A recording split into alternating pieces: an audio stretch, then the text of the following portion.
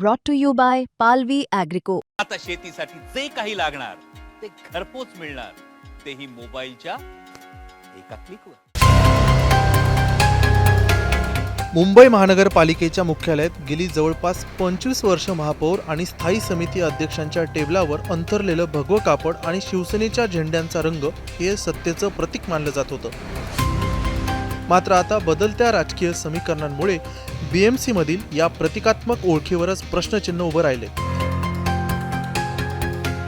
नुकत्याच पार पडलेल्या महानगरपालिका निवडणुकीत भाजप सर्वाधिक 89 जागा जिंकून सर्वात मोठा पक्ष ठरला आहे.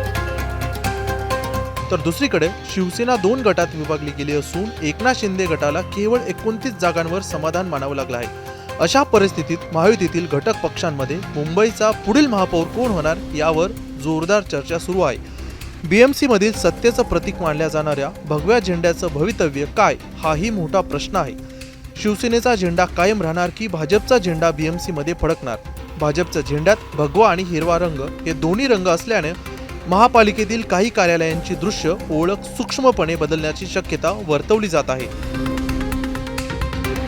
दरम्यान उपमुख्यमंत्री एकनाथ शिंदे महापौर पद मिळवण्यात यशस्वी ठरणार का, की संख्याबळाच्या जोरावर भाजप आपला दावा मजबूत करणार, याकडे सर्वांचं लक्ष लागलं आहे. याच पार्श्वभूमीवर BMC मुख्यालयात प्रत्यक्ष कामालाही सुरुवात झाली आहे. जवळपास 3.5 वर्षांनंतर नियमित वापरात येणाऱ्या कॉर्पोरेशन हॉल, स्थायी समिती हॉल आणि इतर वैधानिक समिती कक्षांमध्ये डास व वाळवी प्रतिबंधक उपचार, सखोल स्वच्छता, फर्निचर व खुर्च्यांची दुरुस्ती व बदल सुधारण्याचं काम सुरू आहे. दरम्यान निवडणुकीत 8 जागा जिंकलेल्या MIM पक्षालाही BMC मध्ये नगरसेवकांसाठी स्वतंत्र पक्ष कार्यालय देण्यात येणार आहे. एकंदरीत BMC मधील सत्ता, प्रतीकं आणि राजकीय वर्चस्व याबाबत येत्या काळात मोठे बदल पाहायला मिळणार आहेत. याची उत्सुकता सामान्य मुंबईकरांना लागली आहे. ब्युरो रिपोर्ट, मुंबई तक.